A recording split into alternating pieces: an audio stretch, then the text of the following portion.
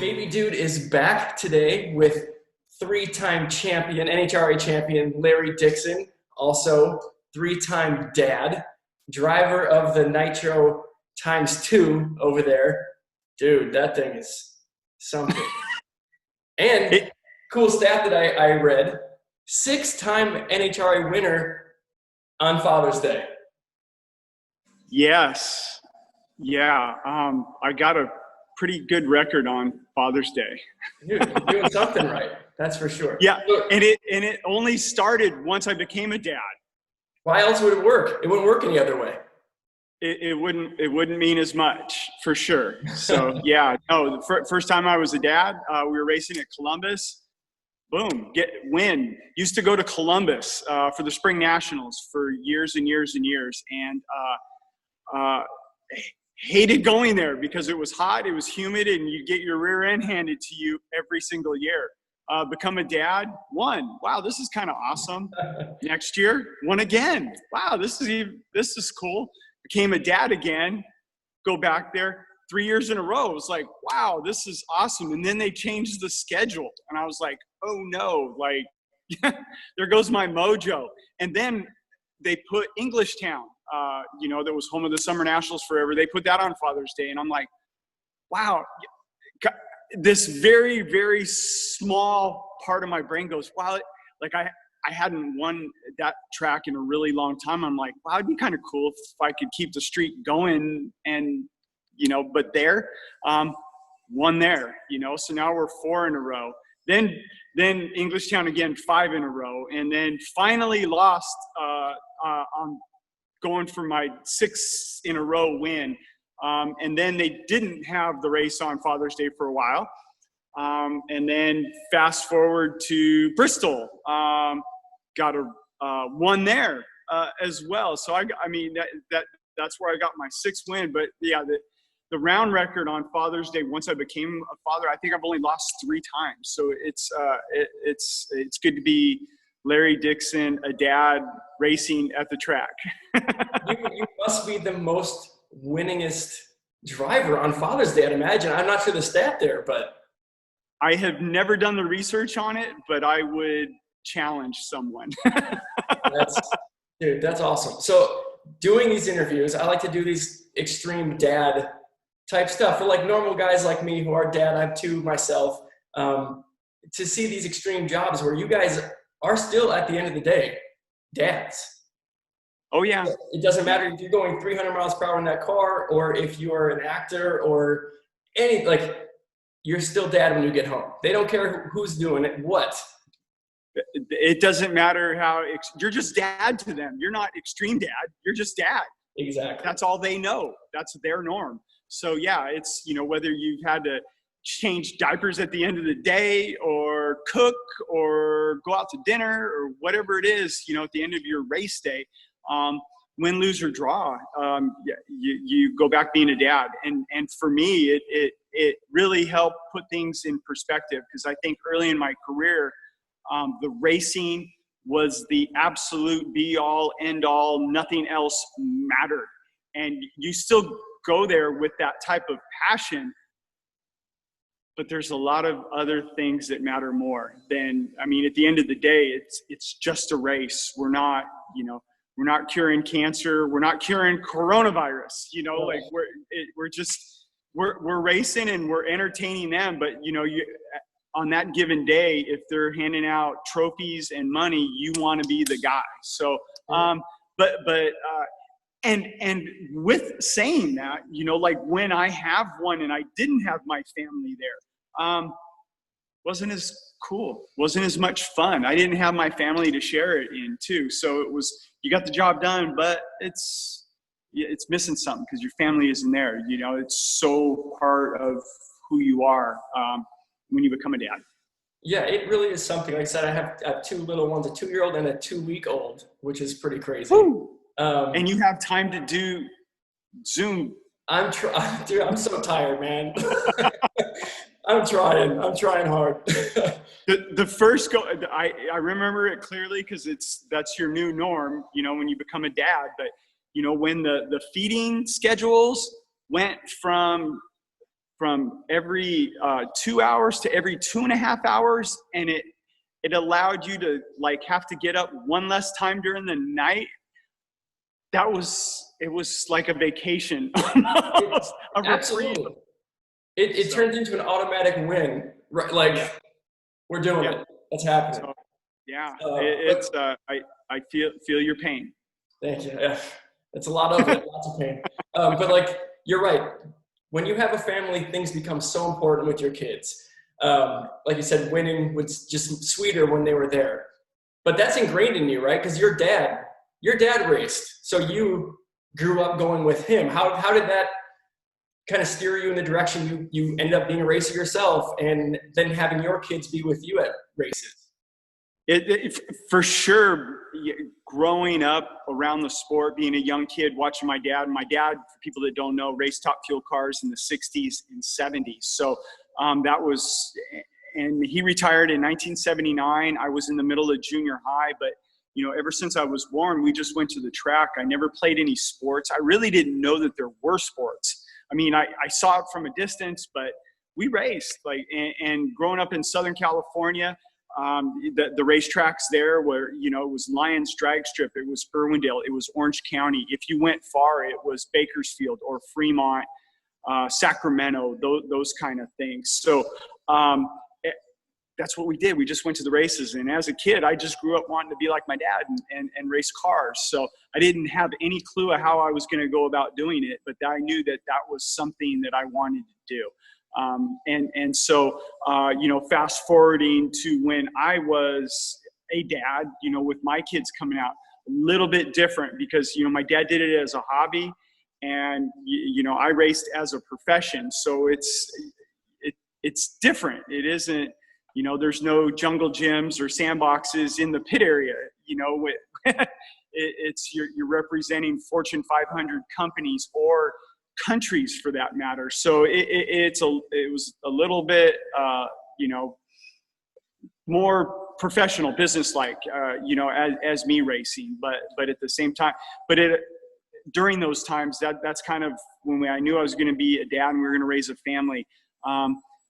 Sold our house in California, moved back to Indianapolis. The money that we saved on housing, we spent on a motorhome, and we bought a motorhome, and it was literally, pack the family in, and we were the Beverly Hillbillies on wheels, towing a truck and a golf cart behind, and traveled to tour. So that's kind of how we got around, so I could still have the family close, until they got in school, and then it got a little bit more challenging from that standpoint. But I didn't sign up to be a dad to just leave them at home and never see them. So it was try to have them on the road as much as humanly possible.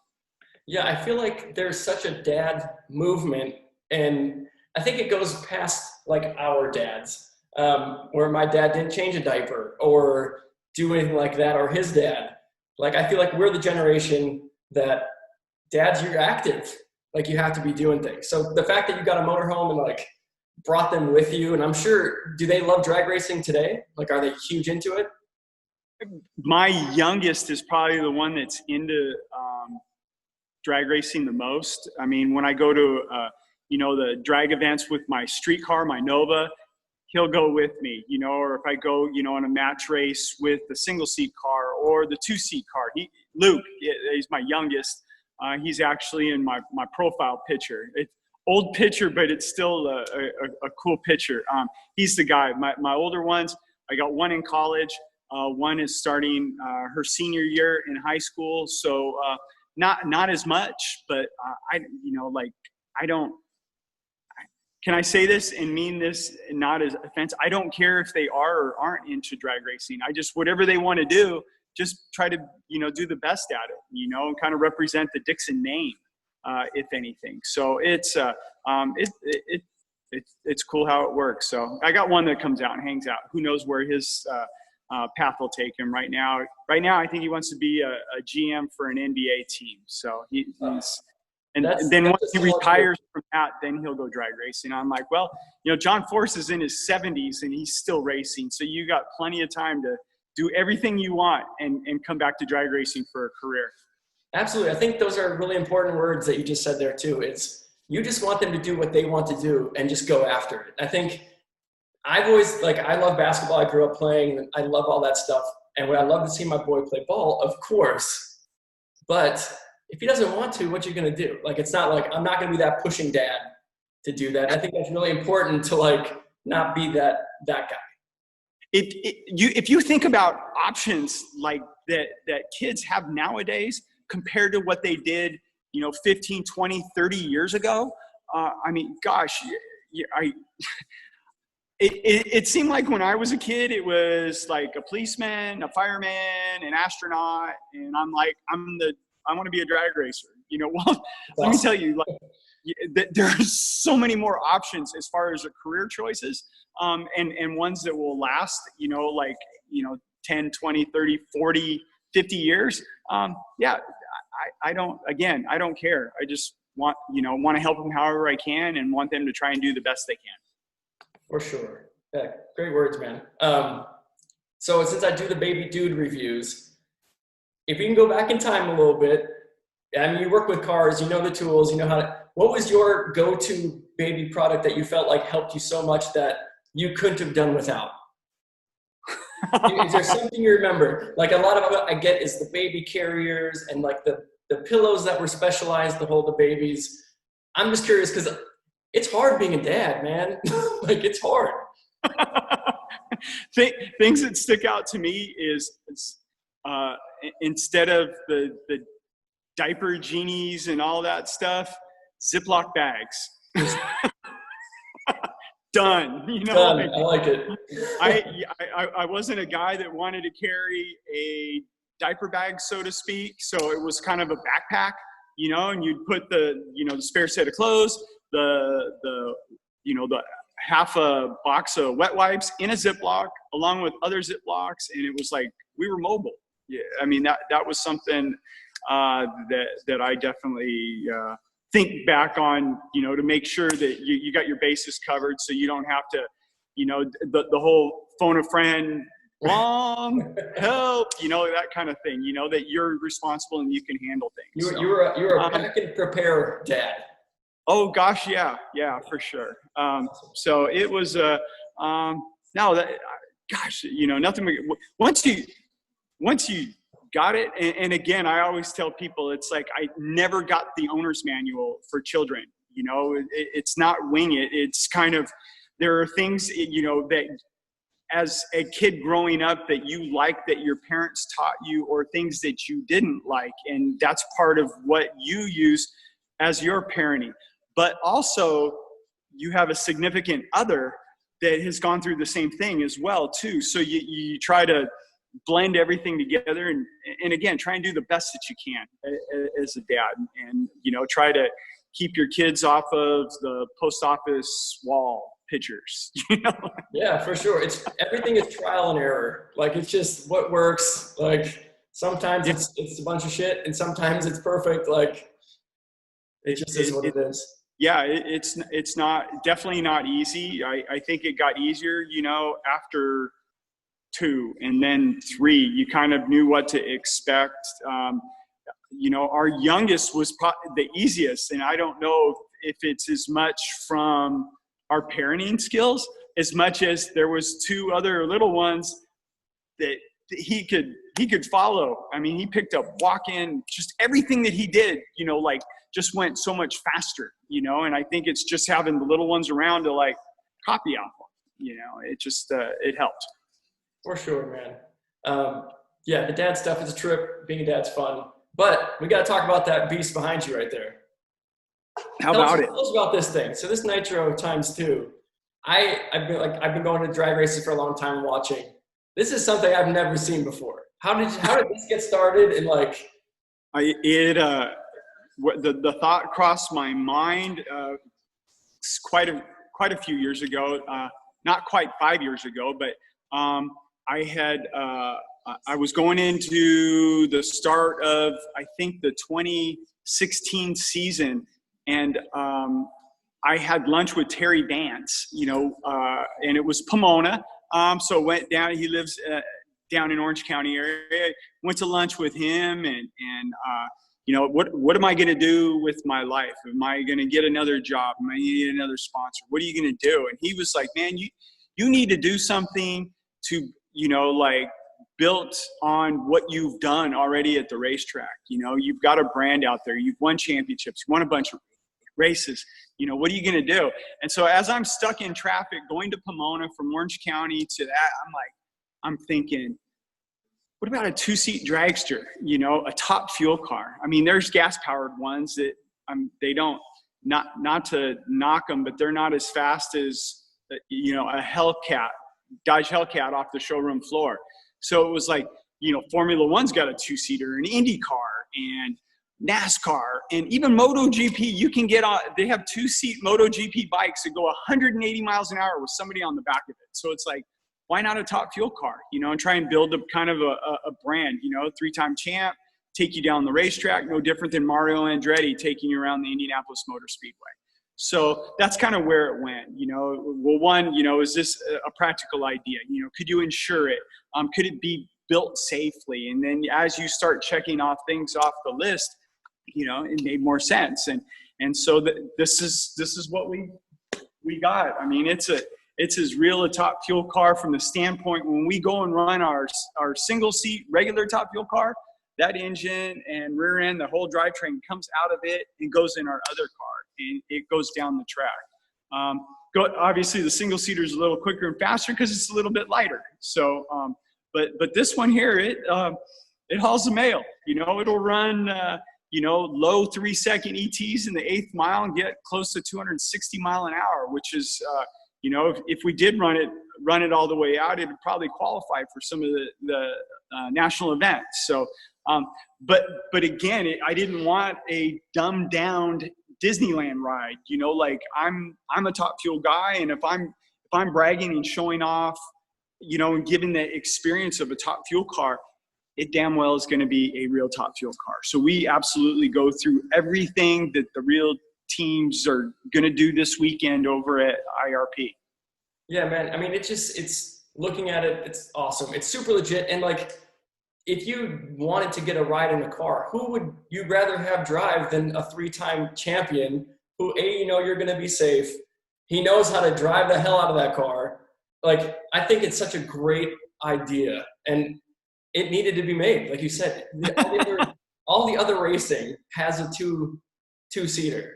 Like I can't imagine a roller coaster or anything that's more exhilarating than jumping in that thing. I hope one day I can be sitting behind you in that thing. So awesome, man. And obviously I haven't been in the back seat for a ride, but some of the things that I've done and gone along for a ride, like one I've gone tandem skydiving. And that was, for me, was the most realistic thing that I've ever done to simulate what, going down the racetrack. You're free falling at 120 mile an hour and then pull the chute, and it feels like it shoots you straight up, out of a cannon. Like it just that feeling you got. And that's a sensation that you get going down the racetrack. So it's definitely not for everybody. I mean, because, not everybody's going to jump off of a cliff, but for the ones that want to do it, it's now available. So we just ran the car last weekend down in South Carolina. It's actually set a new track record, not trying to, just so happened that was the case. So, and so it's, again, it's the real deal. It's not, the slow boat out in the water kind of thing. So it's a lot of fun, and hear that person's expression. I've only had a few cases where they weren't screaming like a teenage girl at a boy band. I mean, and for me, that's hilarious. But at the same time, it's awesome that like you're letting somebody like on stage or backstage that would never get that chance. I mean, how many people that even watch this would have the opportunity to drive a top fuel car or be in a top fuel car? Well, those numbers are very few and far between, So this is almost like letting you be able to have all the sensations of the power and the acceleration in the car without the responsibility of driving.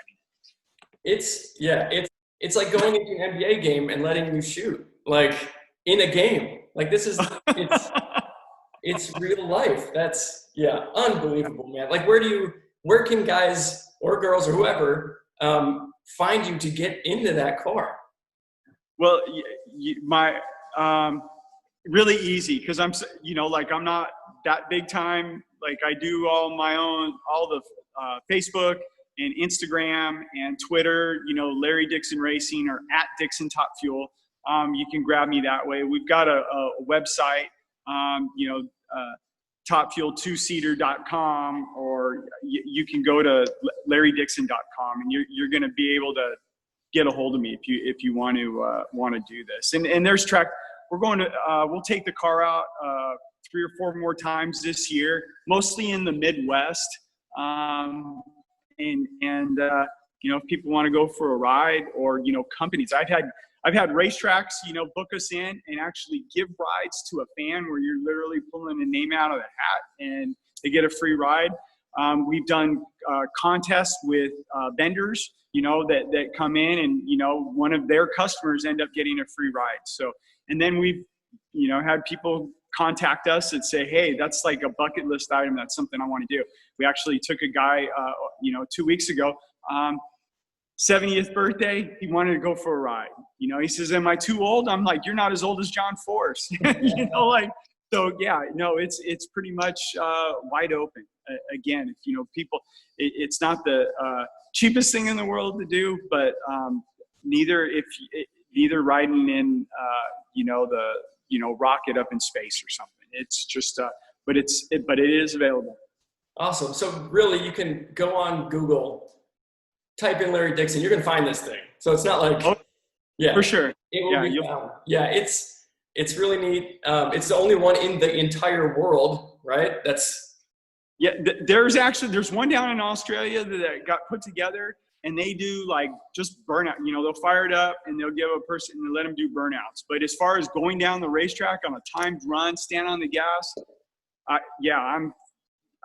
the guy. Awesome. It. It's not just that, the fact that they can ride. Like, I was talking to my wife about it. The only way I'm ever going to get into a Top Fuel car is to do it with you. So like, safety wise, everything. She has no trust for my driving skills, which I probably don't have great ones anyway. I can drive our Nissan Rogue around, but that's the only way I could ever do. Like a lot of people, you're right, a bucket list professional job. Like that's. Yeah, I'm far from being like JD Power as far as surveys, but before I built the car, when you just kind of do your own poll of sorts and asking people, what do you think Top Fuel car? Oh man, that's awesome. That's bitching. Would you drive one? Oh, hell no. No, I don't want. I said, would you go for a ride in one? And they'd be like, wow, that would be awesome. Like no responsibility. You just got this, the sensation of the G-forces and everything, going 0 to 260 mile an hour in 3 seconds. Not one person said no way, no how. So it was that that helped in making the decision to do it.